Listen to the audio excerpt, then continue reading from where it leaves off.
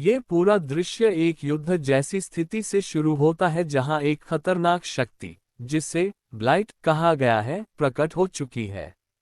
एक सैनिक सबसे पहले ये घोषणा करता है कि यह विनाशकारी शक्ति सामने आ गई है। तुरंत ही माहौल में डर फैल जाता है और एक पीड़ित महिला चिल्लाने लगती है कि उसे बचाया जाए। दूसरे सैनिक बताते हैं कि यह एक फींड यानी राक्षस है, जो उस महिला की आत्मा को खा रहा है। वे सेरा से कहते हैं कि अगर अभी कुछ नहीं किया गया तो वह महिला पूरी तरह राक्षस के नियंत्रण में आ जाएगी। इसलिए उनके अनुसार उसे अभी मार देना ही बेहतर होगा ताकि वह अपनी मानवता के साथ मर सके। सेरा इस स्थिति को देखकर अंदर से हिल जाती है, लेकिन वह हार नहीं मानती। वह तय करती है कि अब और कोई नहीं मरेगा। वह एक नाइट कमांडर होने के नाते अपने कर्तव्य को याद करती है और कहती है कि वह अपने देश के लोगों को अपनी आंखों के सामने मरने नहीं देगी। हालांकि वह समझती है कि उसकी ताकत इतनी नहीं है कि वह अकेले उस राक्षस को पूरी तरह खत्म कर सके। इसी बीच वो उससे पूछता है कि क्या वह ठीक है और फिर उसकी मदद करने का फैसला करता है। सेरा हैरान होती है कि वह उसकी मदद क्यों करना चाहता है। तब वह बताता है कि उसने पहले उनकी जान बचाई थी, इसलिए वे उसका कर्ज चुकाना चाहते हैं। इसके बाद सेरा एक योजना बनाती है। वह बताती है कि उसने अपने थंडरिंग वॉइस के जरिए उस राक्षस का मुख्य भाग को देख लिया है।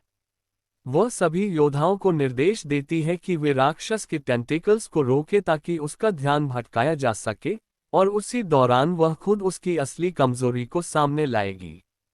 वह इस योजना को समझता है और जिम्मेदारी लेता है कि वह उसको नष्ट करेगा। सभी मिलकर हमला करते हैं और आखिरकार राक्षस को खत्म कर देते हैं। लड़ाई के बाद मैल्सियस होश में आती है और उसे कुछ भी याद नहीं रहता। वह डर जाती है क्योंकि उसकी धार्मिक वस्तुएं गायब हो चुकी हैं और वह को देखकर उससे बार्बेरियन समझकर घबरा जाती है। वह सोचती है कि उसके साथ बुरा व्यवहार होगा, जबकि वास्तव में ऐसा कुछ नहीं होता।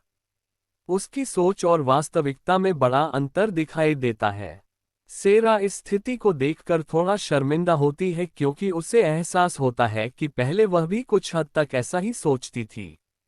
आगे बातचीत में मैल्सियस बार बार वो और उसके लोगों को सैवेज यानी असभ्य कहती है और सेरा के फैसलों पर सवाल उठाती है।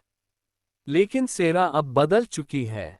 वह साफ कहती है कि ये लोग अब उसके दुश्मन नहीं हैं, क्योंकि उन्होंने उसकी मदद की है। वह ये भी बताती है कि केवल नफरत के आधार पर निर्णय लेना सही नहीं है और वह तब तक इस जगह पर रहेगी जब तक सब कुछ समझ नहीं लेती। बातचीत धीरे धीरे और गहरी हो जाती है जब वो ये बताता है कि उसकी माँ वही प्रिंसेस विस्टरसिया है जिसे सभी मृत मानते थे। ये सुनकर मैल्सियस को विश्वास नहीं होता और वह इसे झूठ मानती है। लेकिन सेरा इस बात को पूरी तरह खारिज नहीं करती क्योंकि अब तक के अनुभवों ने उसे सिखाया है कि यहाँ की दुनिया उसकी सोच से अलग है। अंत में जब वो की माँ सामने आती है तो पता चलता है कि वह सच में वही प्रिंसेस विस्टरसिया है। सेरा उसे पहचान लेती है और भावुक हो जाती है। दोनों के बीच पुरानी यादें और भावनाएं सामने आती हैं। ये पल कहानी का एक बड़ा मोड़ बन जाता है जहां अतीत और वर्तमान एक साथ जुड़ते हैं।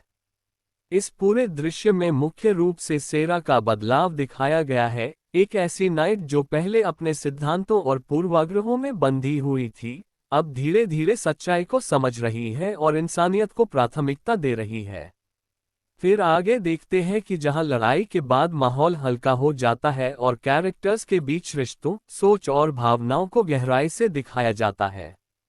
शुरुआत में वो अपनी माँ विस्टरसिया से कहता है कि वह सेरा को परेशान करना बंद करे। इस पर उसकी माँ मजाकिया अंदाज में जवाब देती है कि वह तो बस 20 साल के बिछड़ने के बाद अपने प्यारे रिश्तेदार सेरा के साथ समय बिताने की कोशिश कर रही है। वह से सीधा सवाल करती है कि उसका सेरा के साथ रिश्ता कहाँ तक पहुँचा है। वह थोड़ा शर्माते हुए बताता है कि वह परंपरा के अनुसार अभी सिर्फ सेरा को कोर्ट कर रहा है, यानी उससे शादी के लिए रिश्ता बना रहा है। ये सुनकर उसकी माँ चिढ़ाती है कि अभी तक सिर्फ इतना ही हुआ है और सेरा से भी पूछती है कि क्या उन्होंने अब तक कोई आगे का कदम नहीं उठाया। सेरा साफ कहती है कि वह अभी भी पूरी तरह शुद्ध है, जिससे माहौल थोड़ा हल्का और हास्यपूर्ण हो जाता है। इसके बाद वो की माँ उसे समझाती है कि वह सेरा के साथ बहुत ज्यादा सभ्य बनने की कोशिश कर रहा है, जबकि इस दुनिया में रिश्तों का तरीका अलग है। इसी बीच मैल्सियस, जो अभी भी अपनी पुरानी सोच में अटका हुआ है, विस्टरसियस से पूछता है कि क्या वह सच में वही सेंट है। विस्टरसियस उसकी बात को हल्के में लेते हुए उसके संगठन ऑर्डर ऑफ कमनेरिस को झूठा कहती है और बताती है कि यहाँ इतिहास को इतना महत्व नहीं दिया जाता, बल्कि वर्तमान में जीना ज्यादा जरूरी है। फिर सभी को बताया जाता है कि उन्हें एक जगह चलना है। वहां पहुंचने पर सेरा देखती है कि जिस ड्रैगन को उन्होंने मारा था, उसका सिर और शरीर पूरी तरह तैयार किया जा चुका है। ये देखकर सेरा को एहसास होता है कि यहाँ के लोग मृत्यु को छुपाते नहीं हैं, बल्कि उसका सम्मान करते हैं। वे उस जीव के हर हिस्से का उपयोग करते हैं, मांस को खाने के लिए और हड्डियों को सजाने के लिए। सेरा इस बात से प्रभावित होती है और धीरे धीरे इस संस्कृति को समझने लगती है। इसके बाद खाने का दृश्य आता है, जहां सेरा ड्रैगन का मांस खाती है और उसे बहुत स्वादिष्ट लगता है। वह आश्चर्यचकित होती है कि अगर ऐसा जीव उनके राज्य में होता तो लोग उसे खत्म कर देते। यहाँ उसे पता चलता है कि यह सिर्फ भोजन नहीं बल्कि व्यापार इकोनॉमी का भी हिस्सा है। वहीं मैल्सियस इस खाने को खाने से मना करता है क्योंकि वह अभी भी इसे गलत मानता है। लेकिन वो की माँ उसे समझाती है कि उसकी जिद उसे कमजोर बना रही है और अंत में वह उसे खाना खिला देती है। धीरे धीरे मैल्सियस भी मान जाता है कि खाना अच्छा है। इसके बाद मैल्सियस अपने साथियों की मौत को याद करके दुखी होता है और खुद को दोष देता है कि उसकी वजह से सब मारे गए। तब वो की माँ उसे सख्ती से समझाती है कि जो लोग मरे, उन्होंने खुद अपनी इच्छा से लड़ाई में हिस्सा लिया था, इसलिए वह खुद को दोष न दे। यह उसकी सोच को झकझोरने वाला पल होता है। फिर बातचीत सेरा और विस्टरसिया के बीच गहरी हो जाती है। विस्टरसिया सेरा के गले में पड़े नेकलेस को देखकर कहती है कि यह एंगेजमेंट नेकलेस है।